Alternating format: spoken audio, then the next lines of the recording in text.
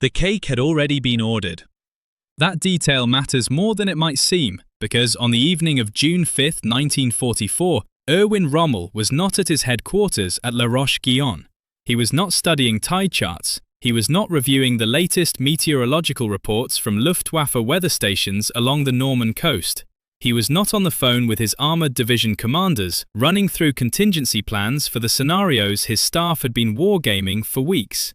He was in a car, somewhere between France and Germany, heading home to Herlingen, a small town in Baden-Württemberg, roughly 900 kilometers from the beaches he had spent 5 months fortifying, because his wife Lucy was turning 52 the following day, and he had promised he would be there, and he had bought her a pair of shoes she had mentioned wanting, grey suede with a modest heel, the kind of thing a general's wife might wear to a quiet birthday dinner in a country that was still, for the moment, not yet on fire. The weather over the English Channel on the evening of June 5 was genuinely terrible, winds of force 5. Wave heights that made assault craft handling a serious operational problem. The German Meteorological Service had looked at the same data the Allied forecasters were examining, and had reached a conclusion that seemed entirely reasonable given the evidence. No invasion was coming. Not tonight, probably not for another 2 weeks, until the tidal and lunar conditions aligned again. Rommel had agreed with that assessment, so had most of his staff. One man had not. His name was James Martin Stagg, a Scottish meteorologist working for the Allied Command, and on the evening of June 4th, he had identified a narrow gap in the storm system, roughly 36 hours of tolerable conditions, opening on the morning of June 6th, that the German forecasters had missed entirely. Rommel was already packed, the man who read the beach wrong. Rommel arrived at Army Group B in January of 1944 with a reputation that preceded him like artillery fire. He had seen the Atlantic Wall, that celebrated defensive masterwork of Nazi propaganda, and he had formed an immediate and devastating opinion of it. It was, in his words, little more than a bluff. He wrote this in a report to Hitler's headquarters dated January 31, 1944. The actual phrasing, translated from German, was clinical and damning. The fortifications were far from the standard required for a modern defensive system. He identified specific sectors where the concrete was inadequate, where the minefields were too shallow, where the beach obstacles were either non-existent or positioned incorrectly. He was not being theatrical. He was doing what he had always done, reading terrain with the cold accuracy of a man who had spent 20 years thinking about how ground determined outcomes. But there was something else in those early weeks of 1944, something that separated Rommel from virtually every other senior German commander, and that would ultimately define everything about the morning of June 6th. Rommel believed, with an intensity that bordered on obsession, that the Allies had to be stopped on the beach itself. Not inland, not at a prepared defensive line 10 miles from the coast, not by a mobile armoured reserve held back from the shoreline, ready to counterattack once the landing force had committed itself. On the beach, in the water. In the first hours, he had seen what Allied air power could do to moving columns. He had watched it in North Africa, watched his beloved Africa Corps pinned in the open desert by British and American aircraft that made daylight movement almost suicidal. He understood, with a clarity that his superiors in Germany had not yet fully absorbed, that the rules of armoured warfare had changed. You could no longer mass your panzer divisions 30 miles from the point of decision and expect to drive them forward in daylight without losing a third of them to air attack before they reached the line of contact.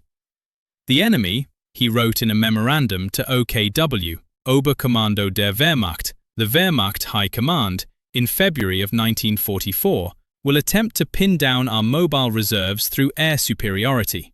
Every hour of delay in bringing armour to the beach is an hour the enemy uses to consolidate. He was right. He was completely, forensically, devastatingly right, and almost no one with the authority to agree with him did. The man standing most directly in his way was General Leo Geyer von Schweppenberg, commanding Panzer Group West. Geyer was 55 years old, a Württemberg cavalryman who had spent the interwar years as a military attaché in London and Brussels, and had developed a comprehensive theory of armoured counterattack based on the campaigns of 1940 and 41. He believed in the classic doctrine: hold the panzers back, let the enemy expose himself, then strike hard with concentrated armour once the landing force had moved off the beaches and was vulnerable in the open. It was the textbook answer. It was also, in Rommel's view, a formula for losing the war in an afternoon. These two men, one with a reputation built in the desert, one with a theory built in staff colleges, argued through the early months of 1944 with the sustained intensity of men who understood that one of them was going to be proved catastrophically wrong. The argument went to Hitler himself, and Hitler, characteristically, resolved it by resolving nothing. He split the armoured reserve. 3 panzer divisions were placed under Rommel's direct operational control close to the coast. 4 more were designated OKW Reserve, meaning they could not be moved without Hitler's personal authorization. Rommel got some of what he wanted. He did not get enough. The 3 divisions he could move immediately were the 21st Panzer Division, positioned near Caen, the 12th SS Panzer Division, positioned near Lisieux, and Panzer Lehr, positioned near Chartres. The distances from the beaches were, respectively, roughly 15 miles, roughly 25 miles, and roughly 100 miles. Rommel knew these numbers. He knew what they meant in hours, and he knew what those hours would cost. What he did not know, what he could not have known, was that the question of who controlled those other 4 panzer divisions would become the central military fact of June 6th.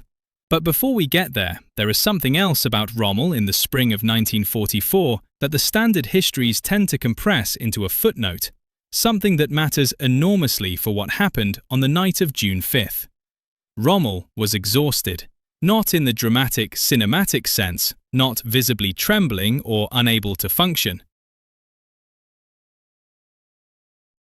Exhausted in the way that senior commanders get exhausted after years of sustained operational pressure. The kind of tiredness that accumulates in the joints and behind the eyes, that makes a man susceptible to the one thing that military professionalism is supposed to guard against: wishful thinking. He had been at his post almost continuously since taking command of Army Group B. He had driven thousands of miles inspecting coastal defences, arguing with subordinates, drafting memoranda to OKW, fighting for resources that arrived in trickles when he needed them in floods. He had requested repeatedly that the Atlantic Wall be reinforced with an additional 50 million mines. He had been given authorization for approximately 6 million. He had asked for additional concrete, additional steel, additional labour. He had received fractions. And he had been watching the weather. This is the part that requires careful attention because it is the part that is most often misunderstood. Rommel was not stupid about meteorology. He knew, with the precision of a man who had studied the problem for months, that a successful Allied crossing of the Channel required a specific combination of conditions: a full moon for the airborne drops, low tide at dawn for the beach landings, and a reasonable weather window of at least 48 hours. He had studied the tidal charts. He had consulted his meteorological staff. He knew the windows. And in early June of 1944, the weather across the Channel was genuinely terrible. The storms that had been churning the Channel since June the 3rd were not marginal. They were significant. Wave heights in the Channel were running at roughly 5 to 6 feet, with gusts reaching 25 knots. The meteorological officer for Army Group B, a man named Dr. Walter Stoeber, reviewed the charts on June the 4th and concluded that no major amphibious operation was possible for at least 2 weeks. Stoeber was wrong, but he was wrong in a way that required access to information he did not have. The Allies had a meteorologist named Group Captain James Stagg, a Scottish atmospheric scientist attached to SHAEF, Supreme Headquarters Allied Expeditionary Force, who was tracking a narrow weather window that German meteorological services, with their limited access to Atlantic weather data, could not see. German weather stations in the Atlantic had been systematically eliminated by Allied naval operations. Stagg was working with data from stations the Germans didn't know existed.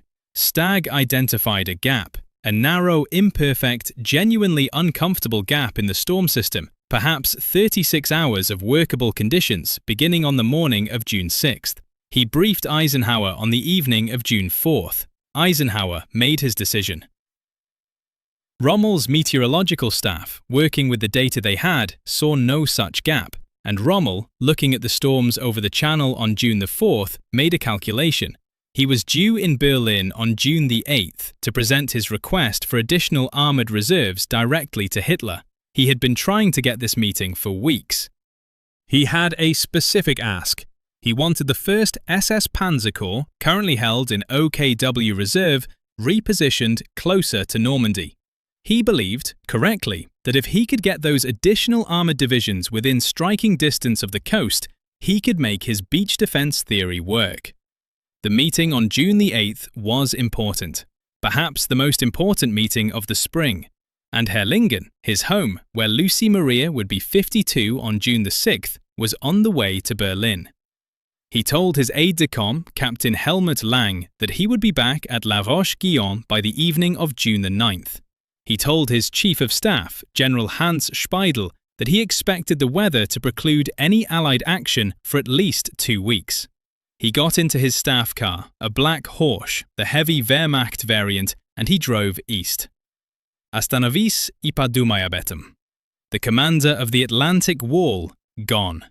On the night of June 5, 1944, Erwin Rommel was somewhere between Paris and Stuttgart, sleeping in the back seat of a staff car, dreaming, presumably, of grey suede shoes. The longest night that he wasn't there for. At 22 minutes past midnight on June the 6th, the first Allied paratrooper boots hit French soil. The men of the American 82nd and 101st Airborne Divisions were dropping across the Cotentin Peninsula. Some accurately, most not. The 101st's commanding general, Maxwell D. Taylor, 53 years old, a West Point graduate who had served on Eisenhower's staff in North Africa, landed in a flooded field near Saint-Mère-Église and spent the first hours of D-Day collecting scattered paratroopers in the dark. His division was supposed to land as a coherent force of approximately 6,000 men. Instead, it was scattered across an area of roughly 300 square kilometers. Individual sticks of 10 to 20 men were fighting their own private wars in Norman hedgerows before dawn. Further east, the British 6th Airborne Division was dropping near the Orne River, tasked with seizing the bridges at Bénouville and Ranville and holding the eastern flank of the invasion. At La Roche-Guyon, General Hans Speidel, Rommel's chief of staff, 47 years old, a Württemberg academic who had earned his doctorate in philosophy before the war, and who wore his erudition with the studied casualness of a man who wanted you to notice it, received the first fragmentary reports of airborne activity around 1 in the morning. He did not immediately call Rommel. This is a detail that demands attention. The Chief of Staff of Army Group B, receiving reports that Allied paratroopers were landing across Normandy, did not call his commanding general for several hours. There are 2 explanations for this. The first, and the one most commonly offered, is that Speidel and the rest of Army Group B's staff initially interpreted the airborne landings as a diversion, a feint designed to draw German reserves away from the Pas de Calais, where German intelligence had long believed the main Allied landing would come. This interpretation was reinforced by the elaborate Allied deception operation Fortitude, which had spent months convincing German intelligence that the fictional 1st United States Army Group, supposedly commanded by General George Patton, was preparing a massive assault on the Pas de Calais. The deception worked so well that even after the Normandy landings began, significant German forces remained in the Pas de Calais, waiting for Patton's blow that would never come. The second explanation is murkier and more uncomfortable. Speidel was part of a circle of German officers who had, by the spring of 1944, concluded that the war was lost and that a negotiated peace, possibly requiring the removal of Hitler, was the only path to Germany's survival. Whether this influenced his decisions on the night of June 5th and the morning of June 6th is impossible to prove from the available documents. What is documented is the timeline. Speidel did not wake Rommel until after 6 in the morning. By that point, the naval bombardment had been underway for hours. the first landing craft were already hitting the beaches. At Utah Beach, on the western end of the Allied line, the 4th Infantry Division, commanded by Major General Raymond O. Barton, 53 years old, a Kansas-born career soldier who had graduated from West Point in the class of 1912, was coming ashore in conditions that were rough but survivable. The current had pushed the landing craft almost 2 kilometers south of their intended landing zone, which turned out to be an accident of extraordinary good fortune. The southern sector was more lightly defended than the planned landing site. The 4th Division's assistant commander, Brigadier General Theodore Roosevelt Jr., 56 years old, the eldest son of the 26th President, a man who walked with a cane due to a heart condition and who had personally requested to lead the first wave ashore, made an on-the-spot decision that would be remembered for decades. He looked at the beach, he looked at his map, he looked at the beach again. "We'll start the war from right here," he said. The numbers bore out the prediction. Utah Beach cost the Americans approximately 200 dead on June the 6th. It was the cheapest beach of the day. Omaha Beach was something else entirely. The 1st Infantry Division and the 29th Infantry Division were landing on a 5-kilometer stretch of beach backed by bluffs rising 30 to 40 meters. The German defenders, elements of the 352nd Infantry Division, a formation that Allied intelligence had failed to identify as having been moved into the Omaha sector just weeks before the landing, were in prepared positions overlooking every meter of sand. The preliminary naval and air bombardment, designed to neutralize those positions, largely failed. The bombing runs had been delayed by cloud cover, and the bombs had fallen miles inland to avoid hitting the landing craft. The rocket fire from support vessels had fallen short. The duplex drive tanks, Sherman tanks fitted with flotation screens designed to swim ashore, were launched too far out in sea conditions too rough for them. Of the 32 DD tanks launched off Omaha, 27 sank almost immediately. Their crews, 5 men per tank, went down with them or drowned in the water. The men who reached the beach found themselves in a killing ground with no cover and no armor. Удержи эту цифру. By the end of June the 6th, American casualties at Omaha Beach were approximately 2,000 men killed, wounded, and missing, in a single day, on a beach 5 kilometers long. And at the moment the first wave of landing craft hit Omaha's shingle, Rommel was at Herlingen, asleep. He received the phone call at approximately 6:15 in the morning. The account of this moment comes from Captain Helmuth Lang, his aide-de-camp, who was present. According to Lang's post-war account, Rommel's first words upon being told that Allied forces were landing in Normandy were a question, not an order, not a directive, not a tactical assessment, a question. How many? He was told. It was a major landing, multiple beaches, airborne drops across the Cotentin and east of the Orne. Rommel dressed quickly. He called Speidel. He gave a series of orders, the most important of which was an attempt to get the OKW Armoured Reserve released, specifically the Panzer Lehr Division and the 1st SS Panzer Corps, and moved toward the coast immediately. The answer came back politely but firmly. Those formations were under Hitler's direct authority and could not be moved without the Führer's personal order. Hitler, at that moment, was asleep. His staff had standing orders not to wake him. Here is the forensic verdict of this particular fact. The 2 men who could authorize the movement of Germany's armored reserve, Hitler and Rommel, were both at approximately 7 in the morning on June the 6th, 1944, not at their posts. One was asleep in his headquarters at Berchtesgaden. The other was standing in a bedroom in Herlingen, Baden-Württemberg, putting on his uniform as fast as he could. Rommel got into his hawk at approximately 7 in the morning and began the drive back to La Roche-Guillaume. The distance was approximately 900 kilometers. The drive, even at speed, would take most of the day. Rommel did not arrive at his headquarters until late in the evening of June the 6th. By that time, the Allies had put approximately 156,000 men ashore. The armor that couldn't move. The question of the panzer divisions is where this story becomes something more than a personal failure. It becomes a systemic failure. A failure so deep and so structural that no single decision by Rommel, however different, could have fixed it entirely. But it is also where Rommel's absence becomes most consequential, because the release of the armoured reserves required telephone calls, arguments, and personal authority that he alone possessed in the right combination. Let us be precise about what was available and what happened to it. The 21st Panzer Division, under General Edgar Feuchtinger, 50 years old, was the closest armoured formation to the beaches, positioned near Caen, approximately 15 to 20 kilometers from the coast. It had roughly 146 tanks operational on the morning of June the 6th, primarily Panzer IV models with the long 75mm gun, plus a regiment of self-propelled artillery.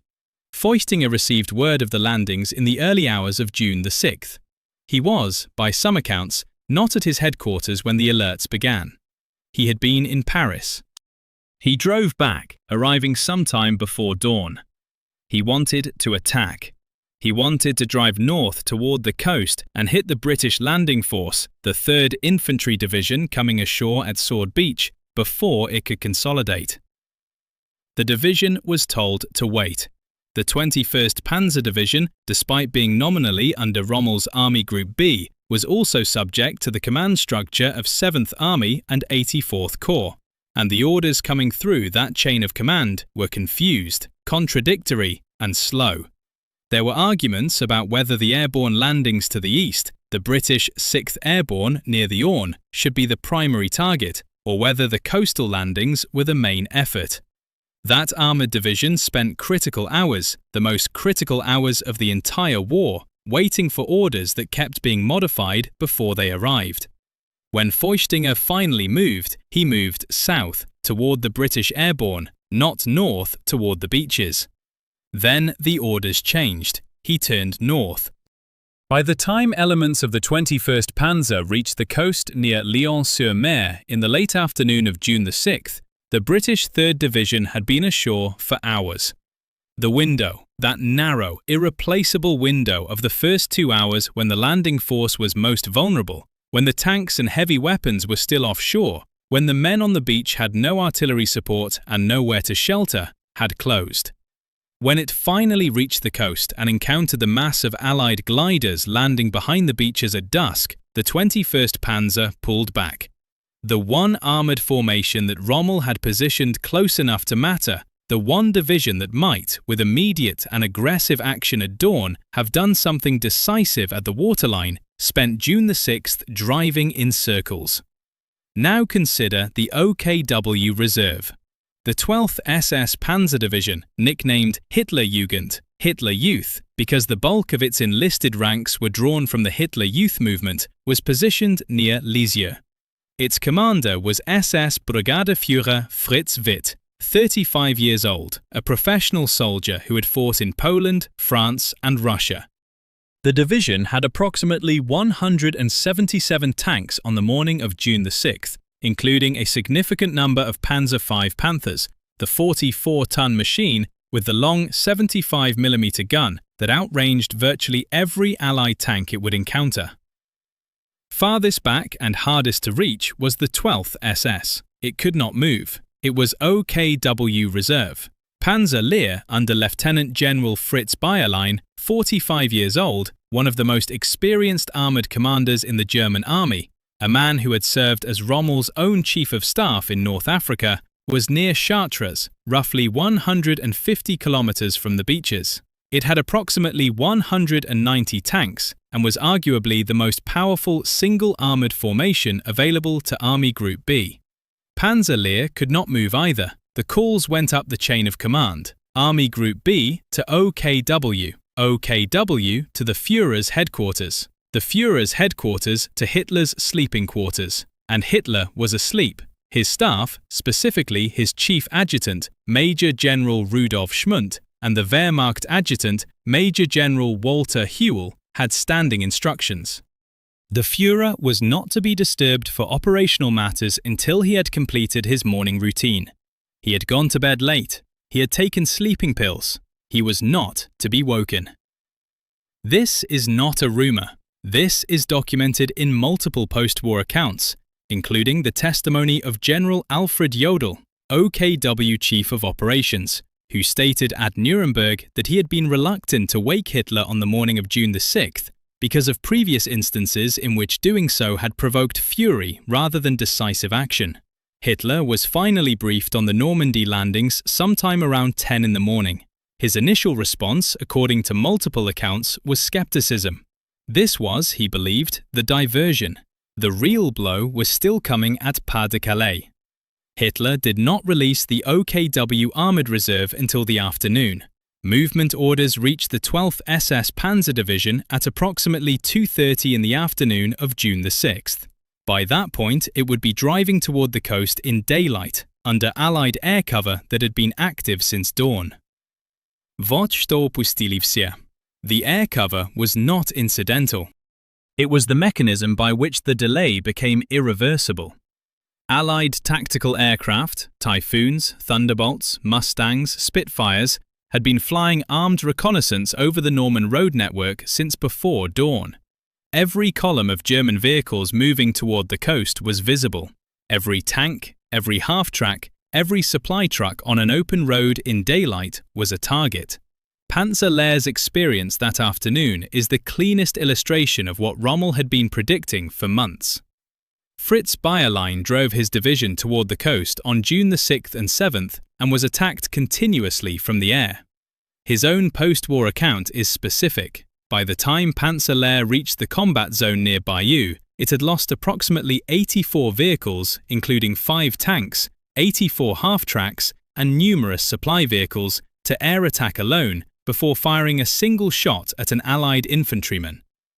84 vehicles. To aircraft. Before contact. This was precisely what Rommel had told OKW would happen if the Armoured Reserve was held back from the beaches. This was the argument he had been making since January. This was the calculation he had put in writing. Rommel had been right, and he was driving his Horch through France when it was proven.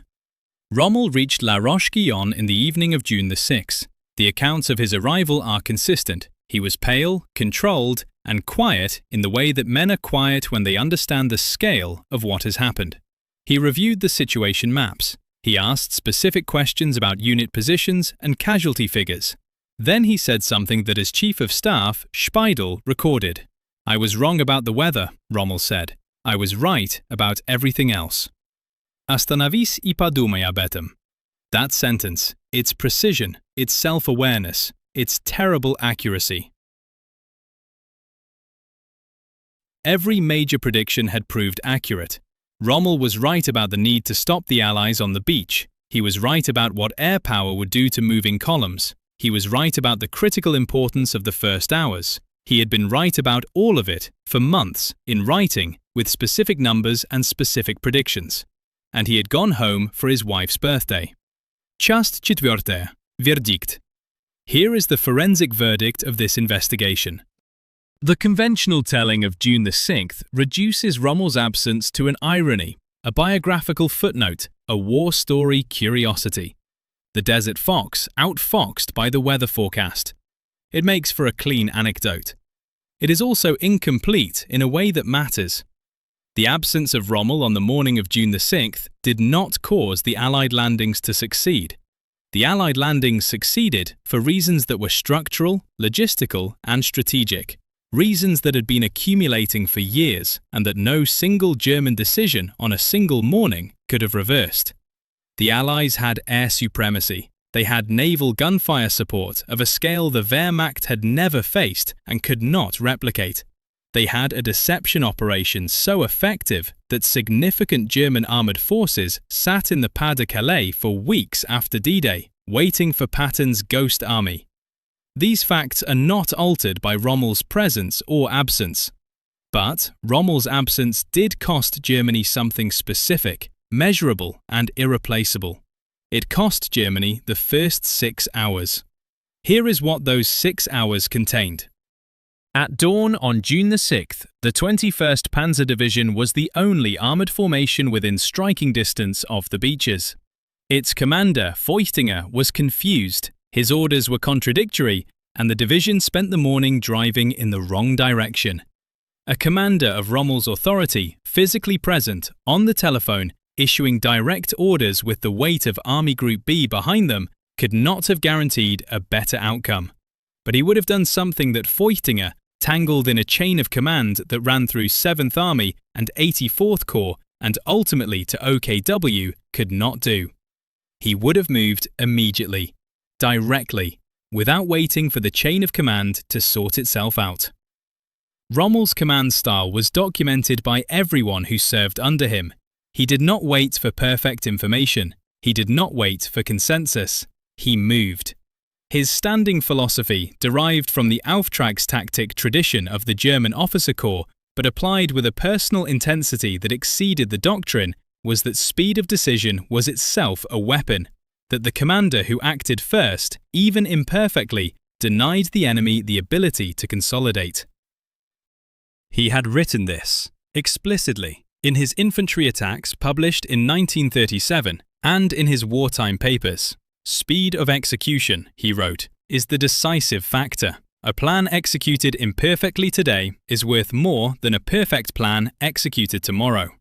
A plan executed imperfectly today. He was in Herrlingen when today began. Now consider the question of the OKW reserve. This is where the forensic analysis becomes genuinely complex, because the evidence suggests that Rommel's presence would not have resolved the fundamental problem. The OKW reserve required Hitler's authorization. Rommel could not override that. No one could. The release of the 12th SS Panzer Division and Panzer Lehr depended on Hitler being briefed and making a decision, and that process was going to be slow regardless of where Rommel was standing. But here is the complicating detail. Rommel had a direct line to Hitler, not through OKW, not through Jodl, not through the layers of staff that normally filtered information reaching the Führer's desk. Rommel had cultivated, over years of battlefield success and careful personal management, a relationship with Hitler that gave him access that other Army Group commanders did not have. He had used this access before. He had used it to get resources, to argue doctrine, to push decisions that OKW had been blocking. There is a documented instance from the North African campaign in which Rommel telephoned Hitler directly at an hour when protocol dictated no such call should be made to request immediate resupply. He received the resupply. Would a direct call from Rommel to Hitler on the morning of June the 6th from La Roche-Guyon, with full situational awareness, with the authority of the Army Group commander on the line, have accelerated the release of the OKW reserve by even 2 or 3 hours? We cannot know. The counterfactual is irreducible.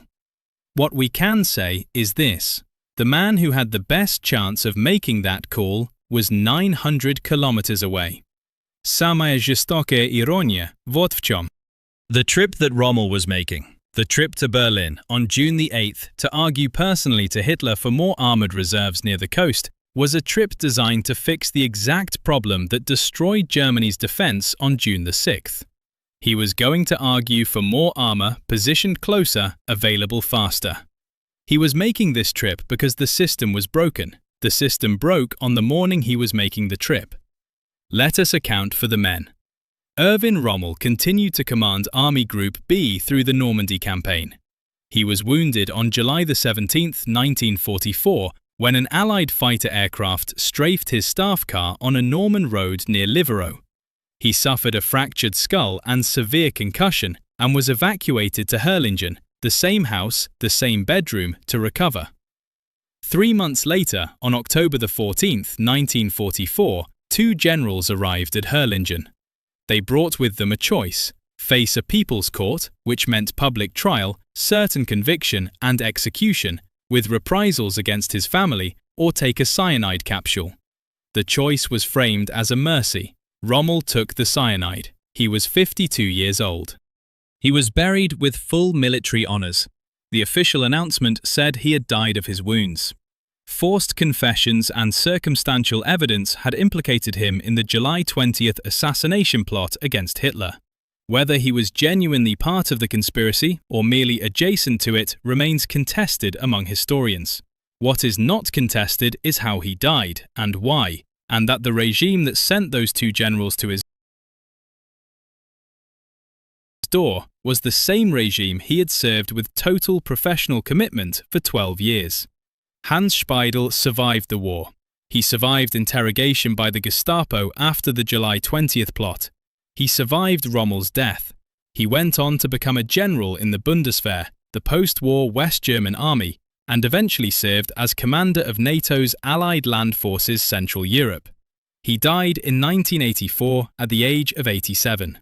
Fritz Bayerlein, who drove Panzerlehr toward the coast and lost 84 vehicles to air attack before firing a shot, survived the war. He was captured by American forces in the Ruhr Pocket in April of 1945. He cooperated extensively with Allied historians and intelligence officers in the post-war period, and his account of Panzerlehr's June 6th experience is one of the most detailed primary sources on the cost of the armoured delay. He died in 1970 at the age of 71. Theodore Roosevelt Jr., who stood on Utah Beach and said, "We'll start the war from right here," was awarded the Medal of Honor for his actions on June the 6th. He died of a heart attack, the condition that had required him to carry a cane, on July the 12th, 1944, 36 days after the landing. He was 56 years old. He is buried at the Normandy American Cemetery at Colleville-sur-Mer, in the same row as his brother, Quentin Roosevelt, who was killed in the First World War. Two brothers, two wars, the same row of white crosses. Перечитая эту строчку еще раз. And what of Dr. Walter Sturber, the Army Group B meteorologist who looked at the same channel storms that Rommel looked at and concluded that no major amphibious operation was possible for at least 2 weeks? He was wrong. He was wrong because he was working with incomplete data. He was wrong because the Allies had systematically denied him the Atlantic weather stations that would have given him the picture that Group Captain James Stagg had. He was not incompetent. He was outmaneuvered. This is the distinction that matters. Rommel was not outmaneuvered by a better general. He was outmaneuvered by a better system. A system that controlled the weather data. A system that controlled the airspace. A system that had spent years building the logistical and intelligence architecture that made June the 6th possible. He was also outmaneuvered by a pair of grey suede shoes. And now we return to where we began, La Roche-Guyon, the castle on the Seine, the study where the field marshal had stood packing his bag on the evening of June the 5th. The grey suede shoes from Paris were by all accounts a thoughtful gift. Lucy Maria Rommel received them on the morning of June the 6th. Whether she had time to appreciate them before the phone call came, before her husband was pulling on his uniform and getting into his car, is not recorded. What is recorded is the drive back, 900 kilometers. The longest drive of Erwin Rommel's life, through a France that was already, by the time he reached the Norman roads, beginning to transform into something that would eventually stop being German. "I was wrong about the weather," he had said. "I was right about everything else." On everything else, the record showed he had been correct. The beach defense doctrine that he had argued for, fought for, written memoranda about for months, it was correct. The air power calculation was correct. The critical importance of the first hours was correct. The vulnerability of moving armor to Allied aircraft was correct. Every major tactical and operational argument he had made in the spring of 1944 was borne out by June the 6th. The man who read the battlefield most clearly was the man who was not on the battlefield. That is not an irony. That is a system failure wearing the mask of an irony. The system that required Hitler's personal authorization to move armored reserves. The system that left a field marshal dependent on a meteorological service that had been deliberately blinded by the enemy. The system that had been arguing about panzer doctrine in staff meetings while the Atlantic wall rusted in the rain. Rommel's absence on the morning of June the 6th mattered. It mattered in the specific, measurable, documented ways described in this investigation, but it mattered most as a symptom of a command structure so centralized, so dependent on personal authority at the top, so crippled by Hitler's insistence on controlling every significant operational decision that the most capable field commander in the German army could not trust the system to function for 12 hours without him. He had to be everywhere. He could not be everywhere, so he went home. and the system, exactly as he had predicted it would, failed. If this investigation gave you something that the standard D-Day histories tend to skip over, not the beaches, not the heroism, not the broad strokes that every documentary covers, but the specific, documented, human texture of how a system collapses, press like. It keeps this kind of forensic work visible a little longer, and that matters. Because Erwin Rommel drove back through France on the longest day of the war with the knowledge that he had been right about everything that mattered and wrong about the one thing that had sent him away. He was wrong about the weather. On everything else, the record vindicated him entirely, and he spent the rest of the war, the short remainder of it that he was permitted, living inside that distinction.